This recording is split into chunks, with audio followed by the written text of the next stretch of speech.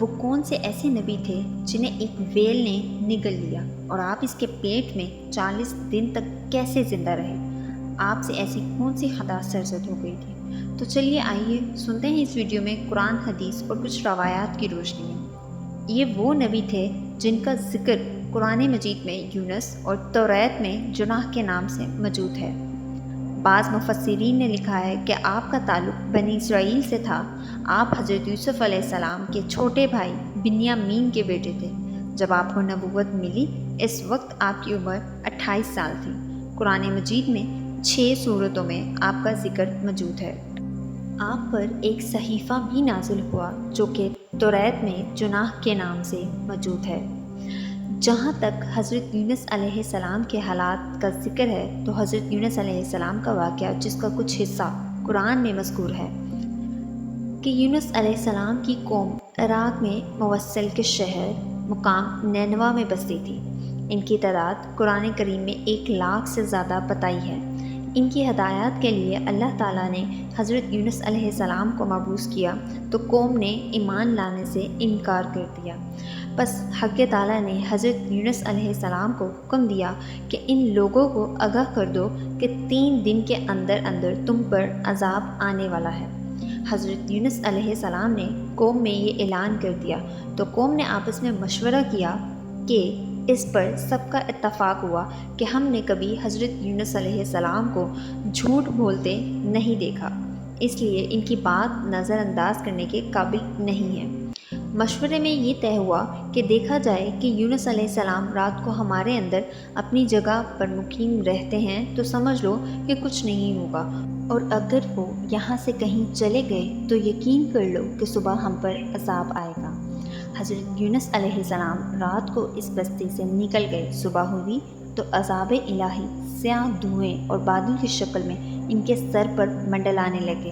ان کو یقین ہو گیا کہ اب ہم سب ہلاک ہونے والے ہیں۔ یہ دیکھ کر حضرت یونس علیہ السلام کو تلاش کیا گیا تاکہ ان کے ہاتھ پر ایمان لے آ سکیں اور پچھلے انکار سے توبہ کر لیں، مگر حضرت یونس علیہ السلام کو نہ پایا تو خود ہی اخلاص نیت کے ساتھ توبہ استغفار میں لگ گئے۔ بستی سے ایک میدان میں نکل آئے۔ عورتیں، بچے اور جانور سب اس میدان میں جمع ہو گئے۔ ٹاٹ کے کپڑے پہن کر عجزاری کے ساتھ اس میدان میں توبہ کرنے لگے اور عذاب سے پناہ مانگنے میں اس طرح مشغول ہوئے کہ پورا میدان آہو بکا سے گونجنے لگا۔ اللہ تعالیٰ نے ان کی توبہ قبول فرمائی اور عذاب ان سے ہٹا دیا، اور روایت میں ہے کہ یہ عاشوراء یعنی 10 محرم کا دن تھا۔ ادھر حضرت یونس علیہ السلام بستی سے باہر اس انتظار میں تھے کہ اب اس قوم پر عذاب نازل ہوگا، اور ان کے توبہ استغفار کا حال ان کو معلوم نہ تھا۔ جب عذاب ٹل گیا تو ان کو فکر ہوئی کہ مجھے جھوٹا قرار دے دیا جائے گا۔ میں نے اعلان کیا تھا کہ 3 دن کے اندر عذاب آ جائے گا۔ اس قوم میں قانون یہ تھا کہ کسی شخص کا جھوٹ معلوم ہو اور وہ اپنے کلام پر کوئی شہادت نہ پیش کر سکے تو اسے قتل کر دیا جاتا تھا۔ حضرت یونس علیہ السلام کو فکر ہوئی کہ مجھے جھوٹا قرار دے کر یہ لوگ قتل کر دیں گے۔ انبیاء ہر گناہ اور معصیت سے معصوم ہوتے ہیں مگر انسانی فطرت اور طبیعت سے جدا نہیں ہوتے۔ اس وقت حضرت یونس علیہ السلام کو طبعی طور پر ملال تھا کہ میں نے حکم الہی کا اعلان کیا تھا اور اب میں اس اعلان کی وجہ سے جھوٹا قرار دیا جاؤں گا۔ اب میں واپس جاؤں گا تو کس منہ سے جاؤں گا؟ قوم کے قانون کے مطابق گردن زدنی بنوں گا۔ اس رنج و غم اور پریشانی کے عالم میں اس شہر سے نکل جانے کا ارادہ کر کے وہ چل دیے، یہاں تک کہ بحیرہ روم میں پہنچ گئے۔ وہاں ایک کشتی دیکھی جس میں لوگ سوار ہو رہے تھے۔ پھر حضرت یونس علیہ السلام کو ان لوگوں نے پہچان لیا اور بغیر کرائے کے سوار کر لیا۔ کشتی روانہ ہو کر جب بیچ سمندر میں پہنچ گئی تو دفعتاً ٹھہر گئی، نہ آگے بڑھتی نہ پیچھے چلتی۔ کشتی والوں نے منادی کر دی کہ ہماری اس کشتی کی خصوصیت اللہ کی شان ہے کہ جب اس میں کوئی ظالم، گنہگار یا بھاگا ہوا غلام سوار ہوتا ہے تو یہ کشتی خود بخود رک جاتی ہے۔ اس آدمی کو ظاہر کر دینا چاہیے کیونکہ ایک آدمی کی وجہ سے سب پر مصیبت نہ آئے۔ اب حضرت یونس علیہ السلام بول اٹھے کہ وہ بھاگا ہوا غلام اور گنہگار میں ہوں۔ کیونکہ میرا اپنے شہر سے غائب ہو کر کشتی میں سوار ہونا ایک طبعی خوف کی وجہ سے تھا کہ یہ اذن الہی نہ تھا۔ بغیر اذن الہی کے اس طرف آنے کو حضرت یونس علیہ السلام کی پیغمبرانہ شان نے ایک گناہ قرار دیا کہ پیغمبر کی کوئی نقل و حرکت بلا اذن کے نہیں ہونا چاہیے تھی۔ اس لیے فرمایا، مجھے دریا میں ڈال دو، تم سب اس عذاب سے بچ جاؤ گے۔ کشتی والے اس پر تیار نہ ہوئے، بلکہ انہوں نے قرہ اندازی کی تاکہ قرہ میں جس کا نام نکل آئے اس کو دریا میں ڈال دیا جائے۔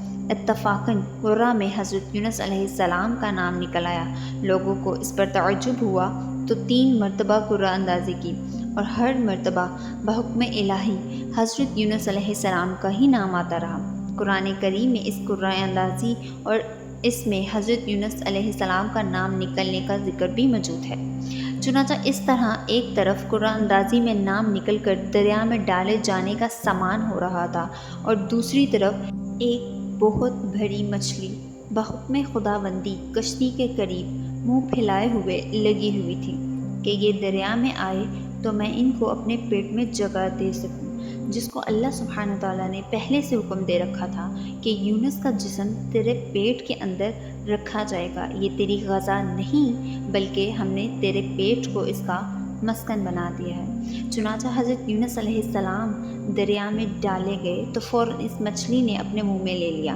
حضرت عبداللہ بن مسعود رضی اللہ تعالیٰ عنہ نے فرمایا کہ حضرت یونس علیہ السلام جس مچھلی کے پیٹ میں 40 روز رہے، یہ ان کو زمین کی تہہ تک لے جاتی رہی اور دور دراز کی مسافتوں میں پھیراتی رہی۔